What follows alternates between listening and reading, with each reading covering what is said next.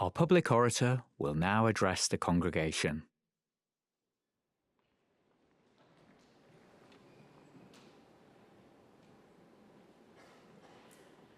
President and Vice-Chancellor, as Deputy Vice-Chancellor, may I, Kerry Law, present Sergio Pizzorno as candidate for an honorary degree. The pioneering musician who stands before you today has graced many of the world's most celebrated stages, including the pinnacle of any musical career, headlining Glastonbury in 2014. But his journey began right here in Leicester, playing gigs in familiar venues like our Students' Union and here at De Montfort Hall. His story is woven into the fabric of the city. Sergio is lead singer, songwriter and founder of Kasabian, one of Britain's most successful bands. With Kasabian, he has achieved a triple platinum debut, 7 consecutive #1 albums, numerous Q, NME and Mojo awards, and a coveted Brit Award for Best British Group. He has sold over 10 million albums and clocked over 1.5 billion streams on Spotify. But today's honour is about the man behind the music. Sergio is a free thinker, an innovator and a role model, someone whose journey shows our graduates what it means to pursue your passion with creativity, courage and conviction. In life, some follow paths, others forge them. Sergio belongs in the latter category. He is in the mould of many of the university's great innovators. Sir Alec Jeffreys famously discovered DNA fingerprinting in Leicester, and Sergio discovered new musical DNA. He is a polymath, someone whose talents transcend categories. As a teenager, he trained with a professional football academy and may have swapped the stage for the pitch until music took his attention. Off the stage, he is a recognised fashion icon, clothing designer, and visual artist. Whatever the canvas, Sergio creates boldly and originally. His free-spirited nature showed early. In his school nativity, he refused to wear the standard issue shepherd costume. No tea towel or ill-fitting bedsheet for Sergio. He walked on stage in his own clothes. His mum's jaw dropped, but the message was clear. He would express himself on his own terms. He credits this freedom to his close-knit family, his mum, dad, and sister, who helped him nurture his creativity and individuality. Conformity has never appealed to Sergio. With his long hair, Italian name, and unique style, he stood out growing up in Leicester, and he embraced it. His early influences mirrored this eclectic identity, from the Beatles' Sgt. Pepper's to 90s rave music to the swagger of Britpop. Seeing Oasis succeed was, in his words, an atomic moment, proof that greatness wasn't reserved for a certain postcode or class. Like many of our graduates today, Sergio has overcome barriers. At school, he felt at odds with a formal approach to music education, and when he told his careers advisor he wanted to be a footballer, he was urged to be more realistic.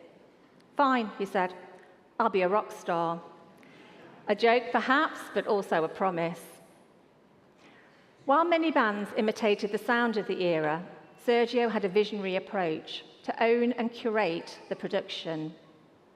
His training at Leicester College in music production gave him the tools to lead Kasabian's unique genre-blending sound, a fusion of rave, rock, and rebellion, an approach that was well ahead of its time. Sergio has also learned that growth means adapting.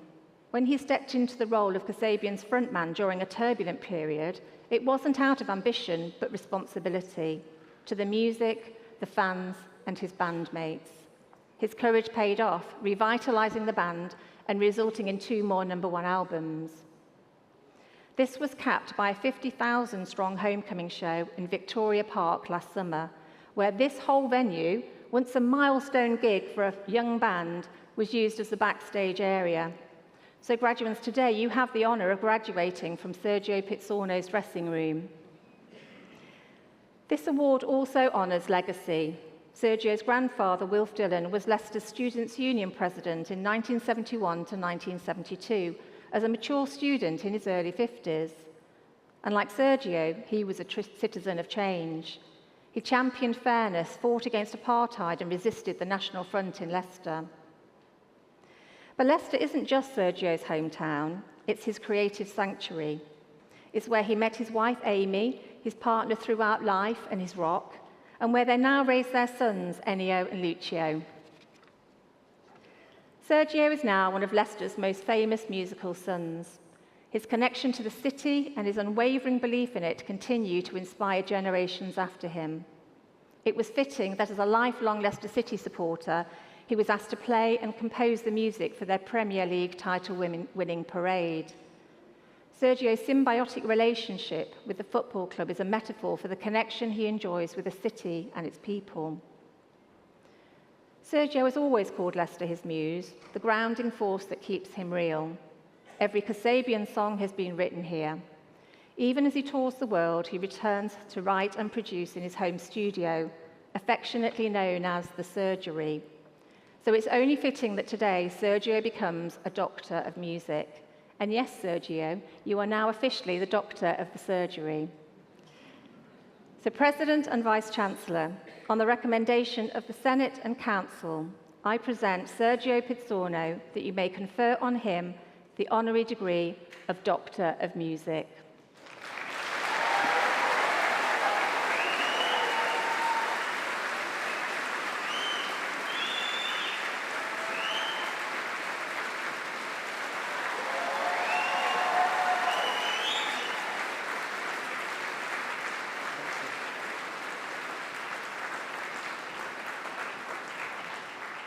Thanks.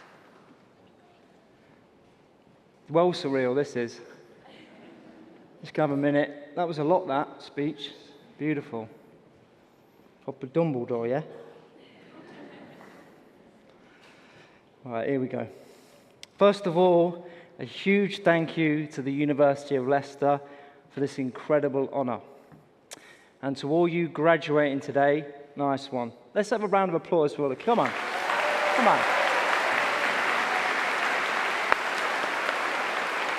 You'll probably be sick of clapping, but, you know. You survived the late nights, the panic, and the study mode playlists that devolved into cry mode and why did I choose this degree mode. But here you are, gloriously robed, cap on head, and brilliant. Also, a shout out to the lecturers and professors and academic wizards who've guided you, to the parents and friends and families who sent you bare money thinking it was for textbooks. We know. Now, to be here on July the 16th, 2025, receiving an honorary doctorate in music in the city where I grew up and still live is surreal, especially when I left school with an E in music. Yep, an E. The most useless note on the piano unless you're playing in the key of absolute disaster. I swear one of my old teachers is somewhere yelling, how is this humanly possible that this kid is on the stage now?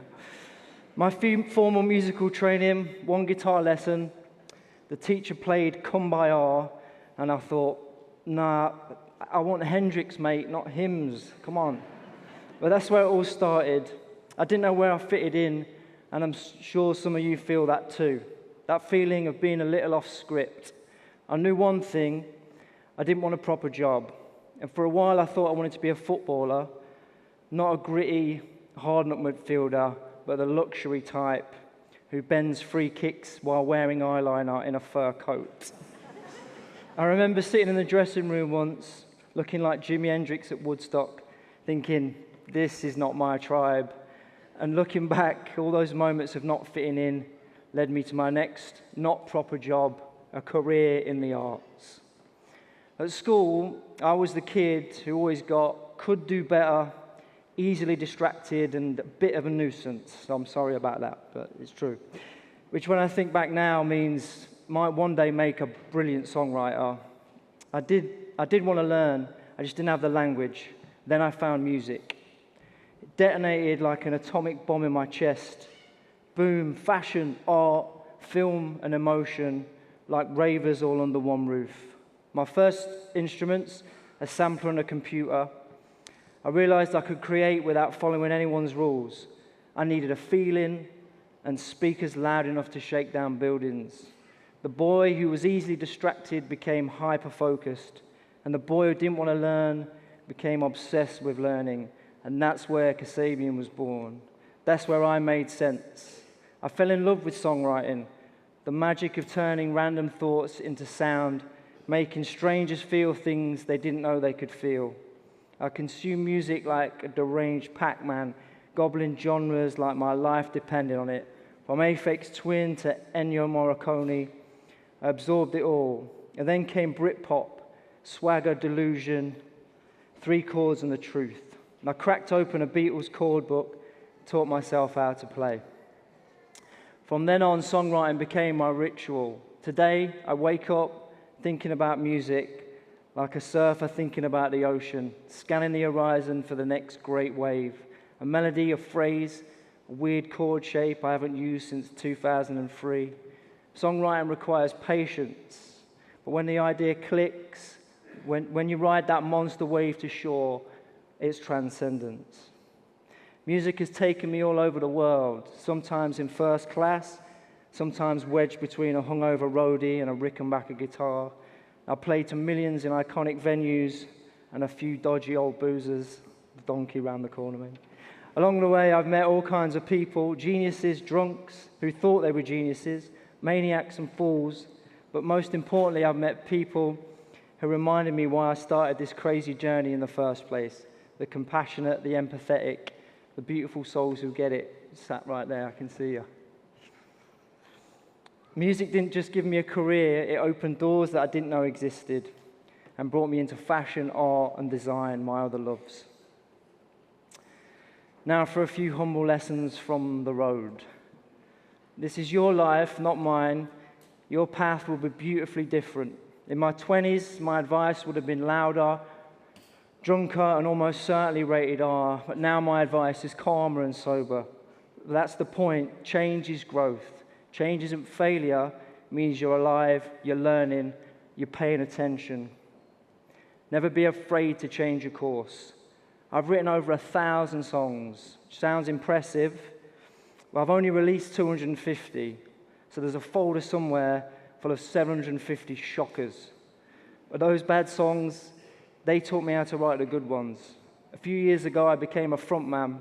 Wasn't in the plan, but stepping into the spotlight changed everything.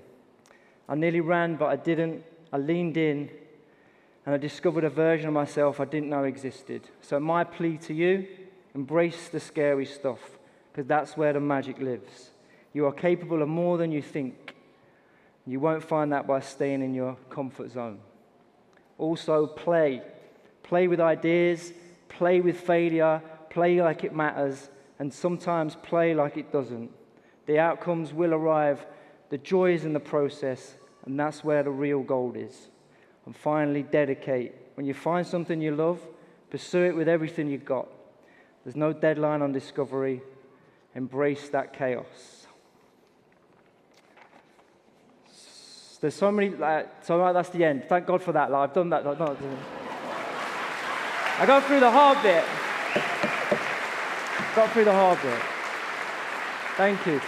There's so many beautiful people I want to thank, but I'm going to do it after because I know you want to crack on, so I'll see you after and say thank you. But I have to mention my two little legends, Ennio and Lucio, my boys, my chaos and my calm. You're the reason why I do any of this. Lastly, my wife, which I might struggle getting through because it's a bit emotional, this one, but let's see if I've got it in me.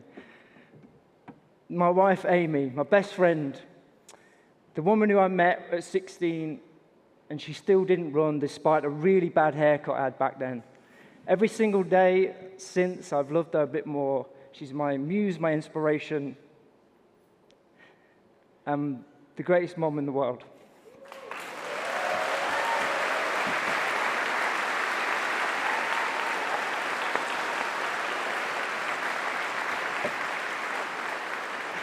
I owe you everything and half this doctorate, say it right. Although she already knows She's well smarter than me, so I'm going to have to give her that one.